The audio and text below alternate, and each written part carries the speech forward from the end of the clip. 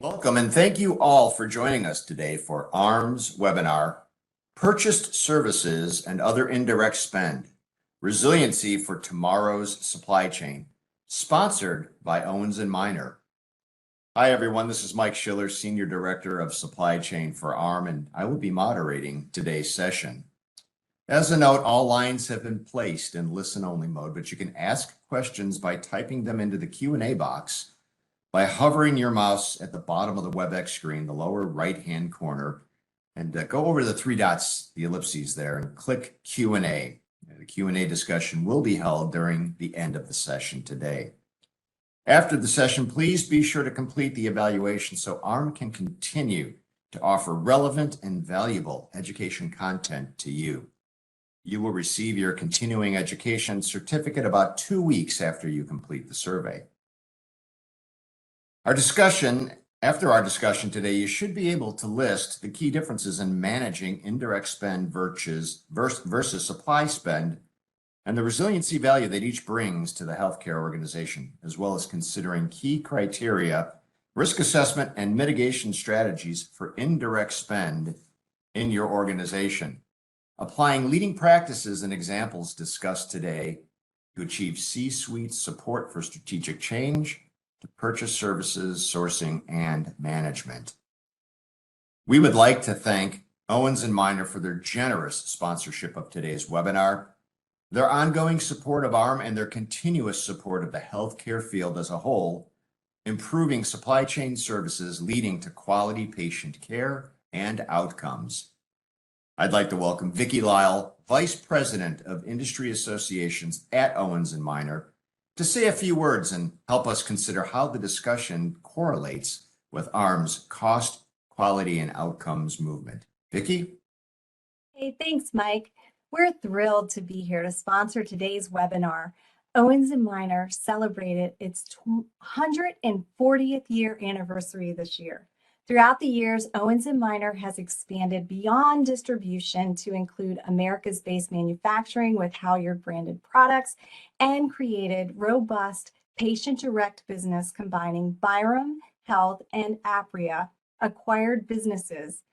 Owens & Minor also provides services within the hospital to include technology services such as QSite. These services fall into the indirect spend category that our panel will discuss today. Keeping our Owens & Minor ideal values at the heart of what we do, Owens & Minor is listening to supply chain leaders such as the ones that you will hear from today to continuously improve our services. Next slide. AHRMM's Cost, Quality, and Outcomes, or CQO movement, is formed around how supply chain decision-making is made through the thoughtful consideration of the intersection of cost associated with patient care, the quality of that care, and financial outcomes stemming from that care. In today's webinar, we speak to all three areas of CQO. Indirect spend is often amongst the highest cost to an organization. Improving our understanding of indirect spend will help us control our cost. Adding supply chain's expertise to indirect spend can lead to higher patient satisfaction scores and high-quality customer satisfaction. These two elements translate to better system-level outcomes and are directly attributable in many ways to superior patient outcomes. Now I'd like to turn it back over to Mike, our moderator. Thanks so much, Vicki. We really appreciate that and greatly appreciate Owens & Minor's sponsorship of this webinar. As Vicki mentioned, we've got 4 healthcare leaders that are here with us today to talk about this important topic. Please welcome Jeremy Atkinson. Jeremy is the Senior Director of Supply Chain at UC Health. We have Sherman Curtis joining us as well. Sherman is the Director of Purchased Services at Intermountain Healthcare. Please join me in welcoming Mickey Meehan. Mickey is the GVP and GM of Purchase Services, Sourcing and Technology at Conductive. And welcome John Dawkins. John is the Executive Director, Sourcing and Vendor Management at Cleveland Clinic. So again, please join me in welcoming our panelists. Gentlemen, thank you again so much today for joining us. So let's start out here. There was a statistic that was mentioned at a recent conference I was at that 86% is the gold standard for the portion of fully controlled spend. In essence, a procurement function should strive to control 86% of an organization's spend. So that'd be direct as well as indirect. So, Mickey, how does a supply chain professional gain visibility and understand the size of the purchase services opportunity within their organization? It's a great question, and just excited to be here with a great panel of leaders in this space as well. I think really before you undertake any journey in purchase services, it's really all about getting your arms around your data. You can't improve what you can't measure, and purchase services has traditionally been ignored from a data perspective within healthcare systems. So I think, where is the data? How do you make it actionable? And then what does that all mean? So kind of first step is AP level data. Purchase service spend doesn't always show up in POs depending on how the organization operates. So getting to that AP spend and being able to either through your own means or working with a partner like us or the other organizations out there to really separate your spend into the different purchase service categories or buckets, sourceable units that you can take to market in one way or another. And then I think secondarily, and this is a piece that a lot of people don't think about, how important contracts themselves are in purchase services. Again, just they could be all over the place depending on whether or not purchase service sourcing is centralized. So are they in a contract management system? Where are they? And then, putting that all together to inform and build a roadmap around timing is really important. That contract is like a SKU in purchase services.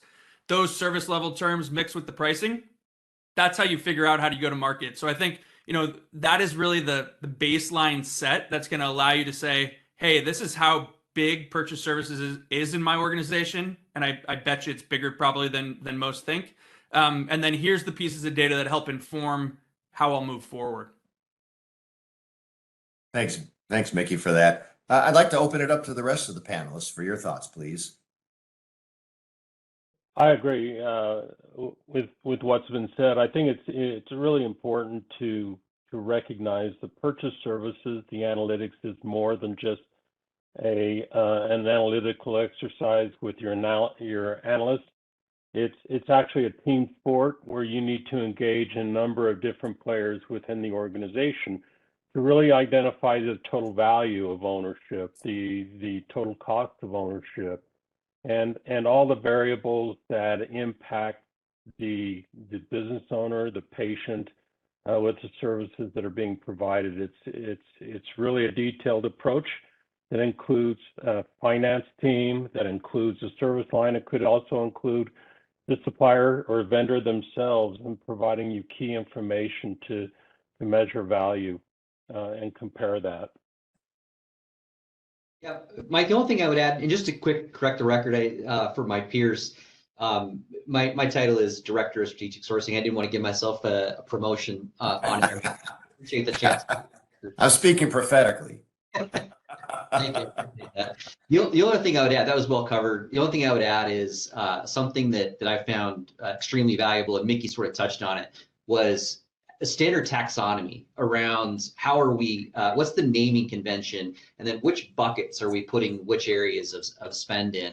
I think that's really critical to get to on your analysis to get to sort of a unit cost, because so many of these things they're created in bulk and they're created at the aggregate invoice level, that it's hard at times to actually benchmark against some of these services, particularly where you get outside of the more traditional types of purchase services, where you can use a standardized taxonomy to really understand the addressable spend within those buckets, I think is also a critical component. Yeah, I would just add in, don't try to boil the ocean, right? Like, I think we all recognize, right, that to Mickey's point, getting the data for purchase of services can be a challenge. So, if you're struggling with where to start, pick something that you feel like you probably have a better chance to get that data, whether it's, landscaping, security, valet, any type of service agreement that you think you might be able to get your arms around. And then to Jeremy's point, develop that taxonomy, test it out. My 2 cents is just don't try to attack the whole bucket of purchase services at once. Sound wisdom. Sound wisdom. Thank you. So actually, Jeremy, you or Mickey, you mentioned this. Well, actually, I'm sorry. I'm jumping ahead. So we talked about the gold standard of 86% of spend being controlled by supply chain. Jeremy, take some time here to walk us through exactly how does the supply chain initially gain that credibility to work on this spend when we have not typically been involved in some of these spend areas in the past? What areas have other organizations found to have the most willing support, certainly within your organization, support of stakeholders and customers to allow supply chain into or around that table to engage in managing this spend? Yeah, this is a really great question. So I think one of the things that I get asked most often, whether at an industry event or in a peer networking across the country, where somebody will email me and say, tell me a little bit about how you got started. We're trying to undertake this effort. And so far, we haven't been able to establish support, even though we know the non-labor spend is significant and the supply chain component, like the purchase services component of the non-labor spend is a big chunk. I'm not having any success with my stakeholders. Really, it sort of starts with credibility, and have you been able to demonstrate credibility in some of the other areas that have traditionally been part of supply chain span of influence? If that is the case, you've checked that box. And I think most sophisticated health systems across the country have figured out, they're in this the portion of the maturity curve where they have figured that out. It really is time to start to dig into some of those areas, and where I have found success when you want to move beyond managing gloves and gowns, which our C-suite expects us to do, is really in establishing some of the things that we just talked about, but the data. The data in most cases is our business case. When you're able to put that in front of a CFO and the size of the opportunity that typically accompanies the size of the spend, it's hard, I think, for them at that point to say no, because it is almost always double digits saving opportunity on that spend that maybe you haven't tackled in the past. So when you're able to do that, I think they rarely give you a no. I think probably the next step is you want to, and John just made mention this, but you want to go slow. I think you want to take the areas of highest opportunity first. And when I say opportunity, I don't necessarily mean the size of the savings opportunity, but all the factors considered, where is that opportunity? And some of those factors might be executive support. So Sherman mentioned in the very beginning, it's a team sport. Where you have a willing stakeholder that says, I'm looking for some help, that's really the place to start. Be able to establish that credibility, be super diligent about collecting the data, which has been referred to as its own challenge. Be a market expert where you're able to. So doing that research before you get in front of a stakeholder and clearly don't understand what you're talking about. If you can do that, I think that removes some of the emotion off of the table. And the emotion typically sounds like supply chain, I don't want you in my work because I run an efficient operation. These are often operators who run this side of the business. I run an efficient operation. I actually don't need your help. So again, choosing those opportunities to start tends to be the safest place to establish the credibility. That looks like medical gases at times, sometimes EVS, although that can be political in its own nature, waste stream, sharps, those types of things. Moving on to, at times, parking or laundry or things that we know we need as a health system, but aren't able to always influence right out of the gate. And then lastly, I would say we have a responsibility to celebrate the success. Every small success really should be celebrated. And that's how we market internally to our executives. Purchase services is about saving money. Yes, of course. But it's also really important that we celebrate. We help make the patient and employee experience better in many ways. And we do that through the delivery of quality service. And so you can very quickly save a lot of money, but also get sideways with your executive sponsors if the quality of the services that are being delivered suffers or is diminished. I like that. I think that's a key point where you're tying the success of the agreement to larger organizational goals and objectives, right? So there's that you're reinforcing the strong alignment in what you're doing, as well as celebrating the success in achieving that those goals and objectives. Thank you. Others, thoughts?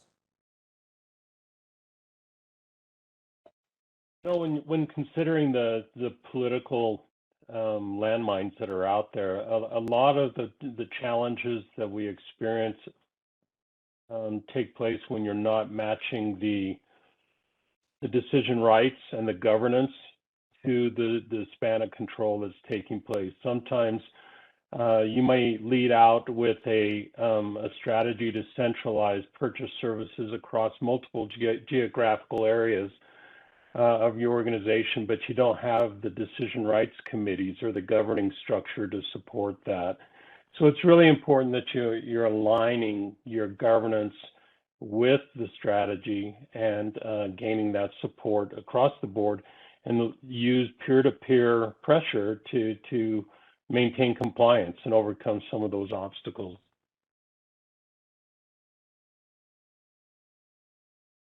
I would just add, Sure.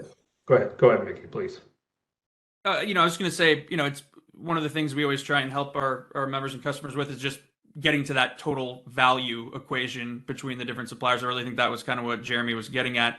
And for whatever reason, to answer the question, like really specifically, I think we see often facilities is a great group to start with to gain momentum. They're used to supply chains processes in general. And so, they've been a good partner for a lot of our members and customers as a place to get started.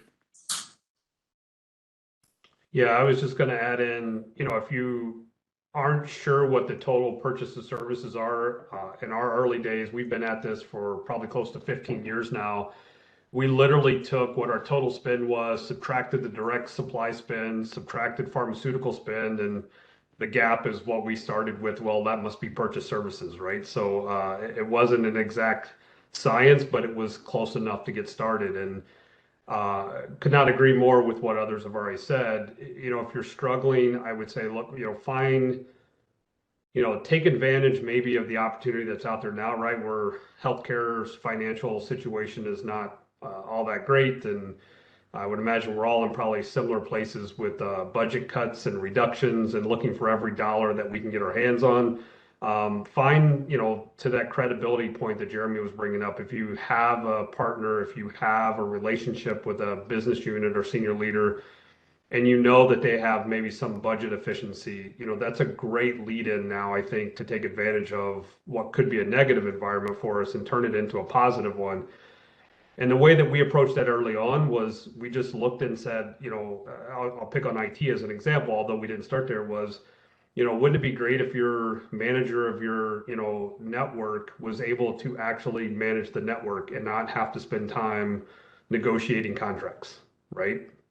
So that's where we started. To Mickey's point, we actually did start in facilities. We started with, frankly, the stuff that's not cool or sexy, and frankly, the stuff that no one really wants to deal with, which is like linen and, landscaping, right? And that's where we built our credibility up, and that's where we started. And we moved into buying elevators and elevator maintenance, and eventually took on, for us, what was the big one, which was IT services, just because of the amount of spend. The last thing I'd point out is, and I think people were touching on this, in our early days, we still do it today, but it's not a primary focus, but to help build that credibility, every time we got a win, we actually put our business unit and the business leaders out front as the one to do the presentations, as the one to ultimately get the organizational credit, if you will. Sure, we counted it in our savings targets, But in essence, we put the business leader out front, let them be the ones that were doing the presenting and ultimately get that organizational credit. That helped us probably more than any other tactic that we tried in the early days. I love that it's like putting the business owner at the center, make them the hero. And, if I could just maybe add one additional thought is, we've tried to grow in maturity and, if I'll give you sort of where we're at, my organization today. I mean, we're sourcing benefits. We are sourcing retirement. We are sourcing pretty much everything in scope of HR. We're sourcing finance, treasury, asset valuation, including lobbyists. There's as a state institution, there's some lobbying that's required, and so there really is. I think once you demonstrate that credibility, that you removed and eliminated some of those sacred cows that used to exist. Yeah, those are some rare air departments to get into, Jeremy. Great work. Great work. I do like what you said, John. If you could you repeat your formula for getting to purchase services? I'd like our audience to hear that again. Yeah, it's it's not advanced math by any means, but it was easy for us to get what the total spend was, right? Once we knew the total spend, it was pretty straightforward for us to identify what our supply costs were, right? So you take that, minus it off your total. It was also really easy to figure out the pharmaceutical spend, right? So you deduct that, and it's kind of the odd man out, right? Whatever's left must be purchase services, right? It wasn't, like I said, it wasn't overly complicated, but it was the best method that we could come up with, 12, 15 years ago. You know what, though? Simpler is better, right? You don't need to go through calculus or differential equations to get at this, right? How can I just look at it? And then, we spoke on the previous question, some of the analytics, some of the tools, some of the ways to, once you know what that bucket of spend is, now you can start to drill down. Then you can kind of categorize the opportunities. And then, as each of you have so aptly pointed out, right, start to look for those quick wins, right? The easy lift, if you will, where you can get some of that support. And I absolutely love the idea of again, having the department leaders out front telling this story. I think that really just not only is a great group to deliver the message, but really endears, the supply chain collaboration with other departments across the organization.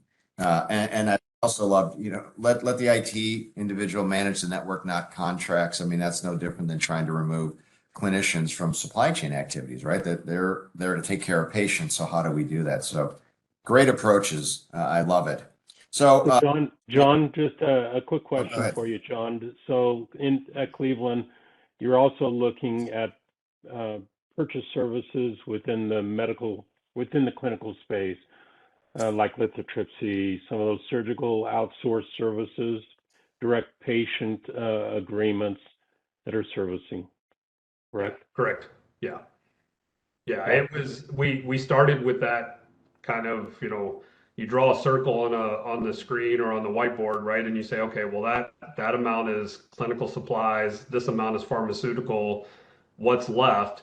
And in full transparency, it was made up of everything else that we couldn't put our fingers on, right? And I remember having to go to meetings and people were like, well, how much are we spending in purchase services? And I would throw out a number and people were like, okay, what's in that? And I would literally go back to the whiteboard and draw a circle and put a number in. I'm like, that's your answer.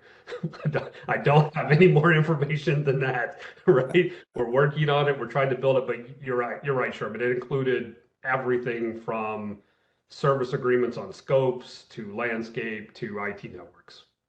Awesome. Yeah, great approach. So Mickey, actually, you kind of stole a little thunder here. This next question I'm going to tee up with Peter Drucker's famous quote: "If you can't measure it, you can't manage it. If you don't measure, then how do you know how you're doing?" So building on your last response, Jeremy, how do we know if procured services and our work efforts are successful? What metrics are we using to measure success? I think if you think about value analysis and product conversions, right? I think some of the metrics might be a little more clear. At least, certainly, it's something that's in our wheelhouse. Are the metrics any different within the purchase service realm? This is a really easy question and a really complicated answer, unfortunately, because it is service. It's how people feel more than it is at the end of the day, more than it is as much about the hard numbers. Now, the hard numbers definitely do weigh in, and there's an element of when we construct a purchase services contract. Of course, we want to have some KPIs and we want to have some measurables to your Peter Drucker quote. It's important that we're able to manage it through that measurement. However, because emotion and can play a larger sort of factor in some of the work that's done, there's this sort of I don't know, it's been called like the Spider-Man principle or Spider-Man principle in the past, where it's like, the more responsibility we take on, or the more power we've been given, the more responsibility we have to deliver on that power. And so we have a component of success delivery.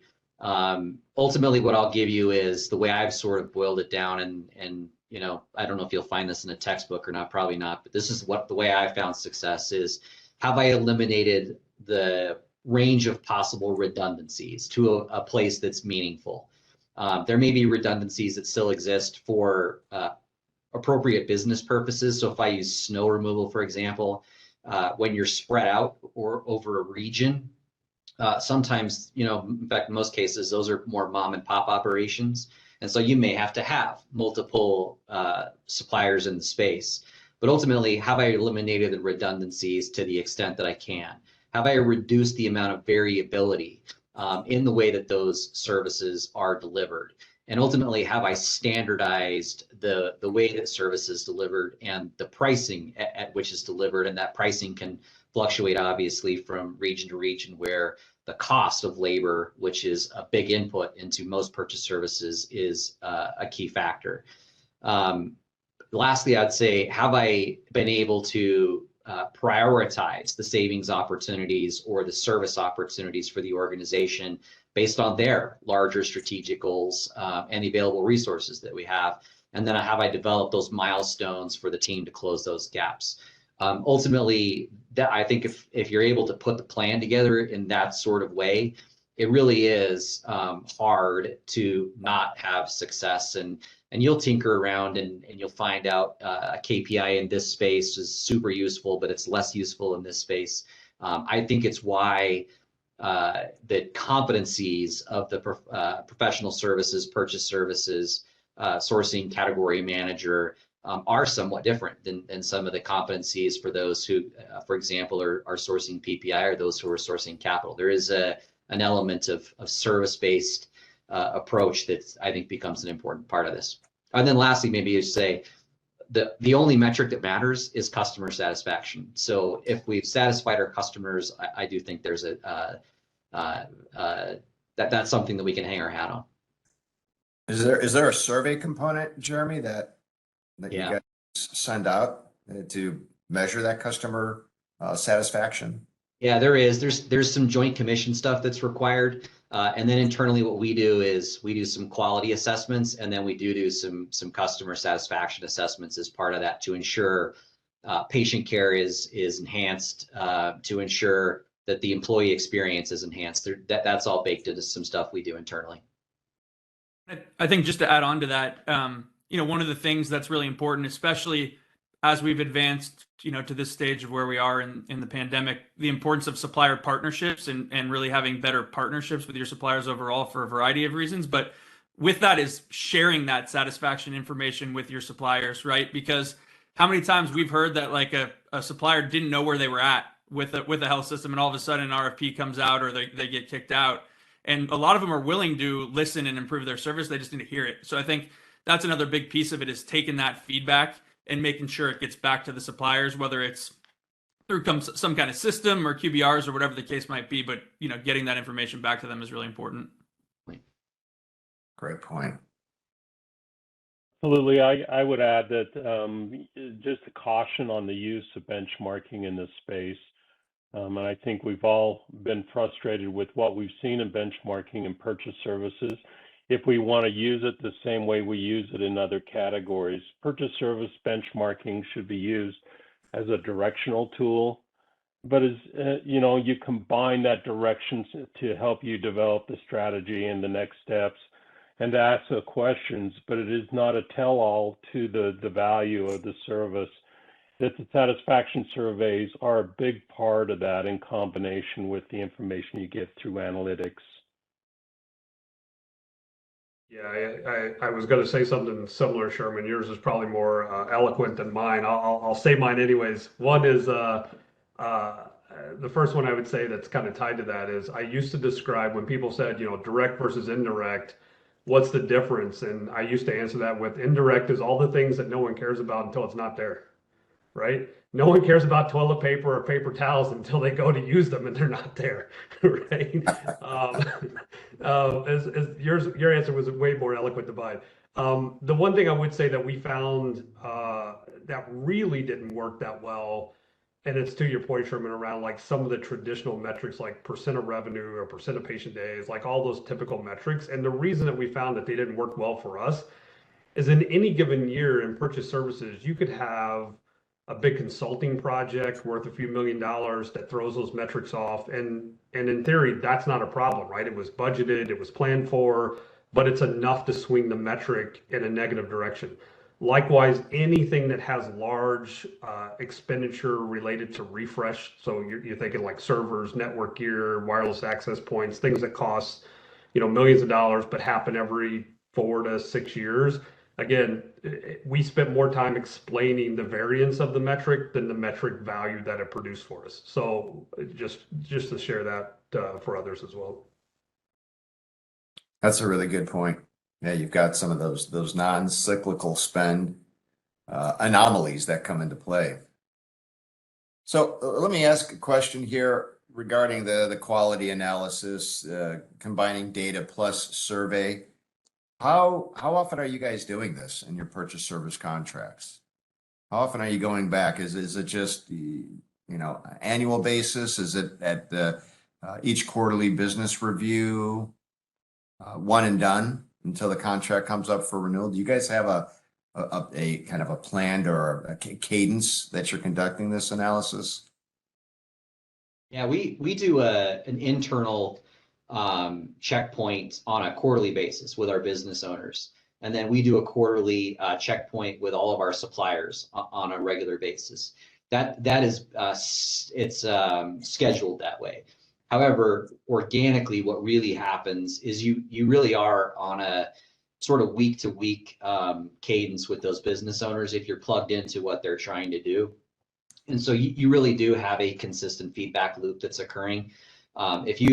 It's important to have the formality piece, but going back to one of the very first questions, if you've built that relationship, and I think Sherman mentioned this, if you've built that relationship, you are one team, your business partners are at the table with you on how they're actually operating the business, you're going to hear, it doesn't take but a day or two if something's suffering before you hear about it. And you're able to, I think, course adjust before things get really out of whack. Yeah, I agree, Jeremy. I think to the heart of your question, Mike, for what I think you were drilling on is like, that's all baked into our vendor management office and the processes there, right? And that really starts with, we couldn't get to all of our suppliers even if we wanted to, right? So we had to segment them. There's a ton of models out there, right? That goes beyond, I think, what we're talking about today. But ultimately, there are some you're going to have high frequency touch points, monthly, weekly. Others, you may do it annually, right? So it's all based off for us, criticality of what the service is, what the supplier provides to us, and what would happen in a disruption. Great. Thank you, guys. I appreciate that. So transparency, utilization, resiliency, who hasn't heard those terms over the last couple of years? They seem to come up in every conversation, work group, task force, certainly that I'm participating in. So definitely some common terms that we're hearing throughout supply chain conversations. A lot of times this is related, right, to med surge, related to pharma supplies. But John, if you could help us understand, what does resiliency actually look like in a purchase service contract?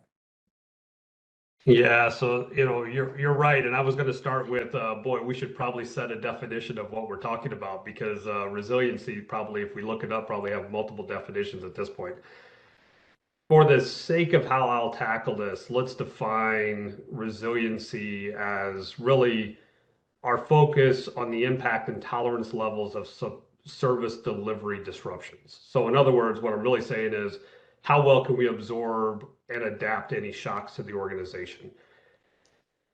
Tied to purchase services, we're really talking about things like cyber and physical security, safety, privacy, crisis management, third-party risk, reliability, right?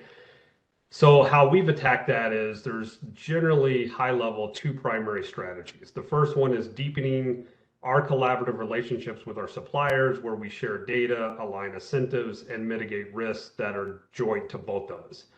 The second strategy is diversifying the supply base through greater instances of dual source or multi-sourcing. Now, of course, the second one, the trick is finding the balance between cost and risk mitigation. Someone else brought this up earlier. It's really like moving from unit cost over to looking at the total cost of ownership, which should include any cost or fees or disruption impacts from that event. But if we're keeping it real, we're breaking it down. Like I'm not saying go dual source your EMR or your ERP, right? That's just unrealistic. I don't think that's what anybody would be expecting. However, we can look at dual sourcing things like labor agreements, janitorial, landscaping, food service, telephony services, right?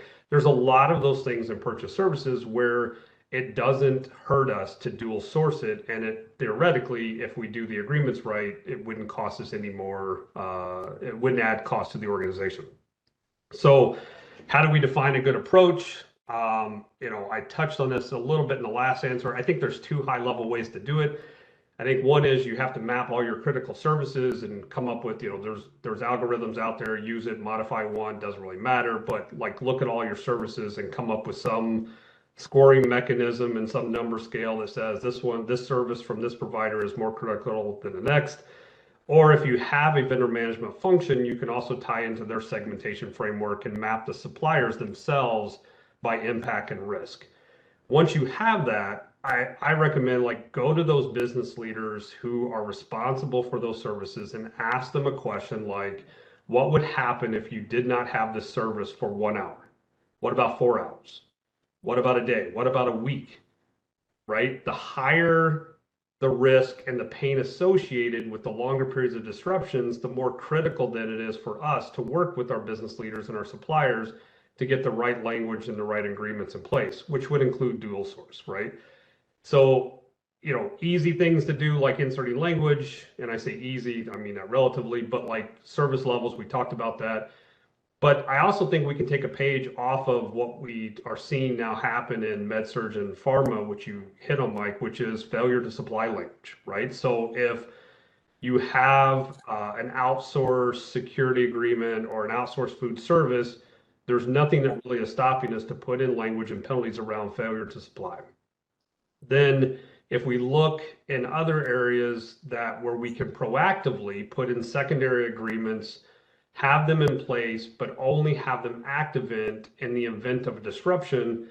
And a good, probably classic example there would be a third-party agreement proactively in place to back up any internal resources needed in the event of a cyber attack, malware attack, or something like that, right? So there's nothing preventing us to have proactive secondary or secondary primary agreements in place, but you only activate them. The fees are only applicable when and if they're needed.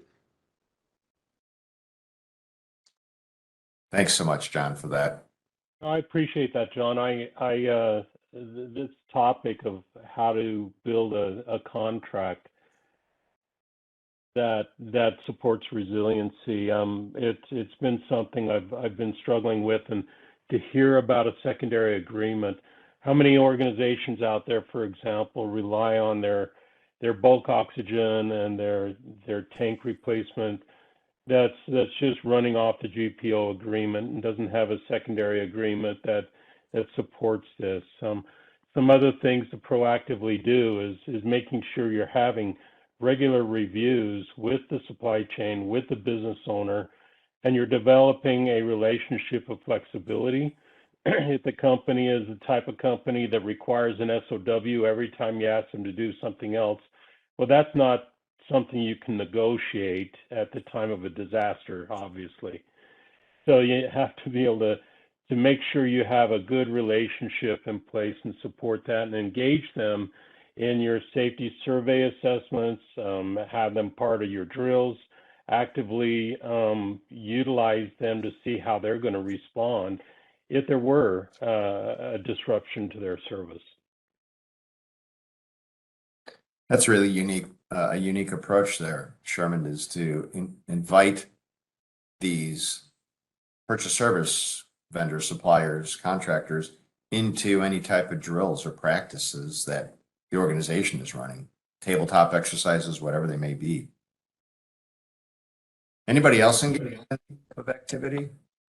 I was just going to add one other factor, and John may have brought this up in one of the pre-sessions, but the geographic spread of your organization, I think, is really important when you look at resiliency of contracts, especially like when you're looking at a category as a whole.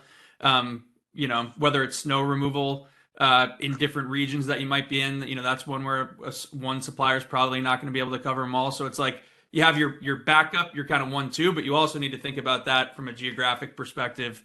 It can be a lot harder to find suppliers in rural areas. So, how do you make sure you mitigate some of that through your contracting efforts? Yeah, the only other thing I would add is where possible, we've tried to, once the contract is done, we've tried to, where possible, just remove the sales sort of connection, and that it's supply chain to whatever version of their supply chain is. So if you use medical gas, for example, it is the supply chain practitioner to the supply chain practitioner without the sort of sales bottleneck that sometimes can muddy up the message. And I love our sales folks. They're an integral part of our success, but being able to have visibility into some of what their challenges might be upstream is also super helpful. More challenging when it comes to labor, but there's a whole bunch of areas where those conversations have proved super fruitful to understand what are their constraints upstream. Yeah, that's a great point, Jeremy. We're certainly seeing that. I know in conversations I'm having with leaders across the field, a lot of supply chain professionals want to meet with their counterparts on the supplier side. This is in the med-surg realm, right? To gain that upstream visibility. Not that the account representative or sales representative doesn't add value, but they're not going to bring the same visibility, depth of understanding from a supply chain perspective that their supply chain professional will bring. So that's a great point to incorporate on the purchase service side as well. Well, we've covered a tremendous amount of ground today. A lot of great content. Well, I wish we had some more time to dig into this, but we're going to have to wrap it up here. And I want to start with you, Sherman. I'd like to discuss what steps a supply chain leader, what steps an organization needs to take to build a program like what we've discussed, a robust purchase service program that starts with the small wins, but ultimately gets invited to a number of other tables to begin to collaborate in helping to manage that spend. What are some of the skill sets needed? So again, Sherman, I'd like to start with you, and then if each of you can just talk briefly about maybe your own experience and how you built the programs. You may have inherited them, you may have built them from the ground up, but would love to get your perspectives as well. So Sherman, let me turn it over to you. Yeah, I appreciate that. John said it best at the beginning, trying not to boil the ocean with all the opportunities that are out there. It would be great if you could start incrementally and building it off the credibility of your program and try to gain trust with your business owner. Unfortunately, within our organization, just prior to COVID, we were really looking for opportunities to reduce overall costs, and we realized that indirect spend was untapped. It was an opportunity for us to really dive into that. We centralized that approach by under the direction of a governing operating committee, the executive operating committee, to look at all indirect spend, and we had designated a key resource within the supply chain to work with each of those service lines and really start looking at every aspect of purchase services that are taking place and creating goals and helping them reduce costs. It was really an incremental approach, or not an incremental approach, but a total blast of challenging the services to reduce costs by X% to meet goals by the end of the year. And we did that, but it's not sustainable. And so midway through COVID, we started looking at the overall strategy and how we wanted to build this. We decided to create a position, which is my position now. I moved from one role to another, where the whole strategy of purchase services will be centralized. And I work as an administrator across the organization, look at all aspects of purchase services, and then working with the various category leaders that are supporting service lines across those organizations. We're finding that has been a nimble approach to be able to look at and to start developing strategies, especially in this merger and acquisition environment. As we are growing, we are now able to look at this centrally and under the direction of the operating council to really ask the question, where do we begin? You know, what do we try to tackle first, and make that a system-wide initiative despite the growth of the organization. We found some immediate successes in that, and we're on target to really find some savings over the next 3 years within our goals. That's great. Thanks, Sherman. Appreciate you sharing that. John, how about if we just jump to you? We'll just move left to right as you guys appear on my screen, if you don't mind. Yeah, no, happy to add in. I agree with Sherman. I think the part that I would say is, you know, just keep reiterating, like you have to start somewhere, right? Don't boil the ocean, as Sherman said. It's I think what I've seen in healthcare, in certain healthcare organizations, is this blinder approach that, oh, it's healthcare, right? We got to hire or recruit and keep people in healthcare. I think when it comes to purchase services in totality, the two big buckets of spend usually is facilities and IT. And if we think broadly, like every company, every industry has facility spend and IT spend, right? And so those skill sets, if you don't have them internally and you have an option to either repurpose a headcount or, you know, actually add a headcount, you know, I would just say consider, you know, outside industry support, people who are doing IT or facilities, because those are where the big buckets of spend are. There's skills out there. There's people who are doing it. It might be new to healthcare, but it's not new to financial services. It's not new to, you know, manufacturing, right? Those industries have been doing it for decades. Great perspective. And going outside of healthcare, you're right. What building, what company doesn't manage the facilities and the IT, the infrastructure? So excellent point. All right, Jeremy. Yeah, I mean, the only thing I would add, I agree 100% with John. We've had great success in hiring from outside of healthcare. The only thing I would add to that is I would say in my experiences so far, some of the competencies are different than what we would look for in more traditional healthcare strategic sourcing or category management. And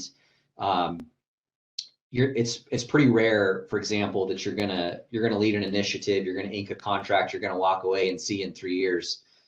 In purchase services, it is, not to say that happens in every other category, but it is high touch. And you know what I've found to be super successful is where you can enhance the attributes around relationship management and building. I think there's some sales components that, in order to be successful, that you have to continually sort of extol the virtues of supply chain. So that's why I would say ensure your competencies are appropriately aligned to go after some of these categories, particularly where you get into the more politically challenged ones, where there's a lot more sort of arm's length typical relationship like HR that I mentioned earlier. And then the last thing is the most important maybe element of all that I've found is data.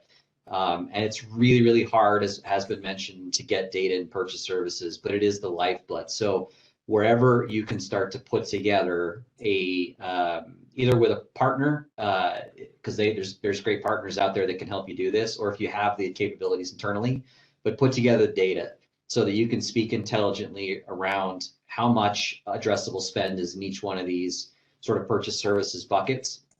And then what is the opportunity within each one of those? That's where you're gonna find, I think, your ability to influence the organization and be able to deliver the bang for the buck that delivers the credibility to take on future projects as you mature. Excellent points. Thanks, Jeremy. Mickey?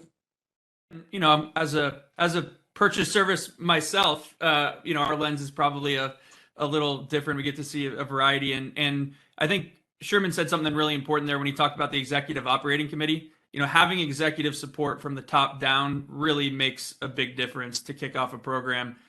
Even just something as simple as sending out a letter from the CFO to stakeholders saying, hey, you know, we're undertaking this as an organization. It's an untapped way to save money, but at the same time, we want to make your lives better as stakeholders and provide better service. So please work with your supply chain counterparts, you know, to make that happen. Something that simple makes a big difference. And I think just secondarily is also understanding where you're at from a maturity perspective.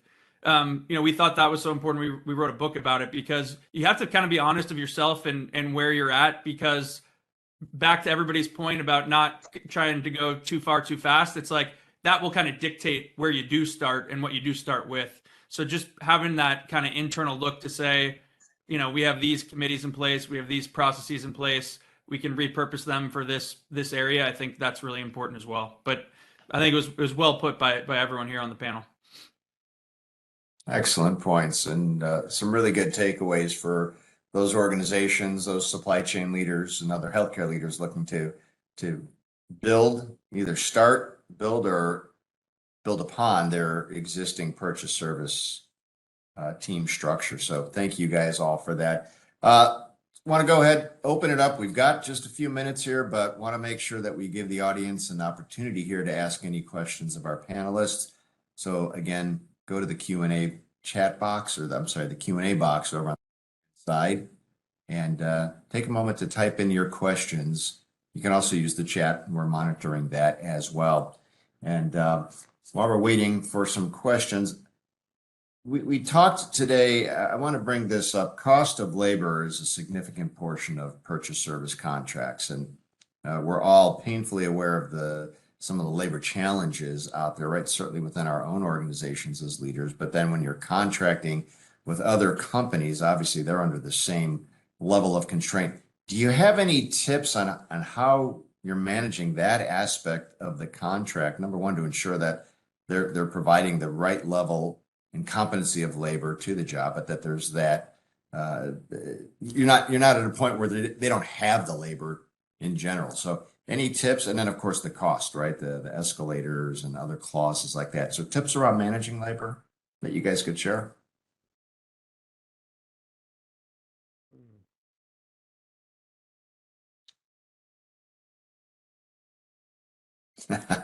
A tough question. I know especially in today's environment when labor is so hard to find, and I think it's just keeping your ear close to the business owner on what's happening with the ability to get things done. If things are not getting done, and it is tied to labor, it becomes a discussion with them to try to figure out how do they enter the market, how do they gain the right resources to support what's under the agreement. Yeah, the only thing I'd add to that is, this is a tough question. The other thing I would add is what we've tried to do. Denver's a super tough market. It's extremely expensive to live here, and the competitive pool that's hiring a lot of our labor is, you know, it's hard to match salaries with those times when you're competing with Amazon and some of those others. So where we've had great success, or I shouldn't say great, where we're trying to have success, is just shifting the paradigm a little bit. And the question is, like, how do we invest in our own supplier base? How do we help grow the things that we need them to grow? How how do we help them grow in ways that we need them to grow?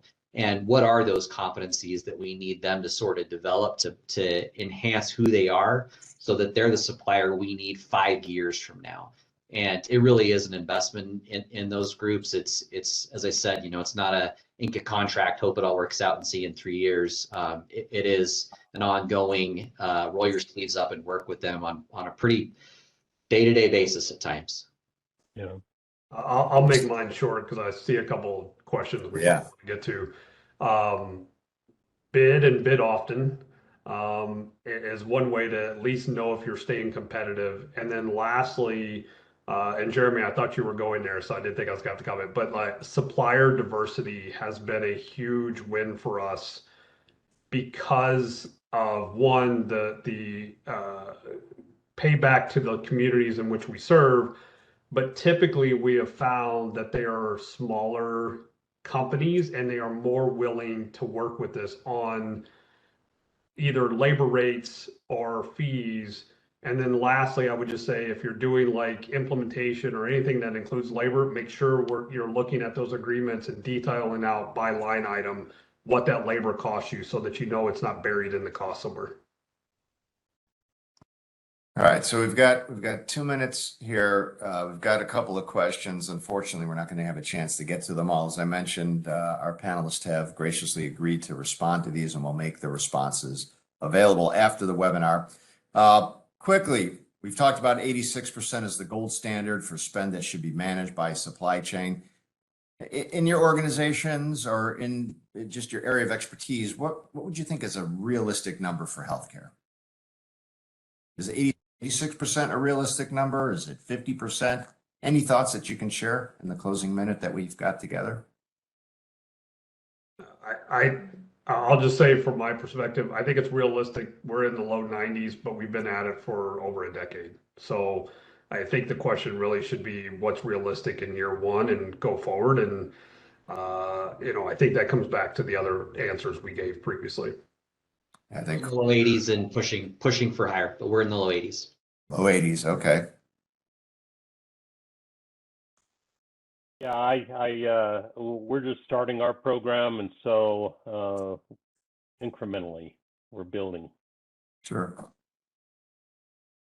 Mickey? I would say that from our member and customer base, the number is definitely a lot smaller than 86 on average, probably closer to 50. And, I think what's great is, everybody on this panel worked through the steps that they just provided to get up to those higher percentages. So I think it's like there's a playbook for it to work, and you've got some great examples here from some great leaders to follow. Mickey, you just stole my closing statement. Sorry about it. I couldn't have said it better. You said it far more eloquently than I could have. So, hey guys, I want to thank you. This has been fantastic. Again, we've got definitely some levels to be aiming for across the healthcare field as far as managing direct and indirect spend. I want to thank you for your time and expertise. Vicki, I want to thank you and Owens and Miner for sponsoring today's session. And of course, want to thank everybody who participated, our audience, the questions that you've posed. I hope you've learned as much and gained as much insight as I have. Again, thank you to everybody. Be well. Have a good day, everyone. Take care. Bye-bye. Thank you.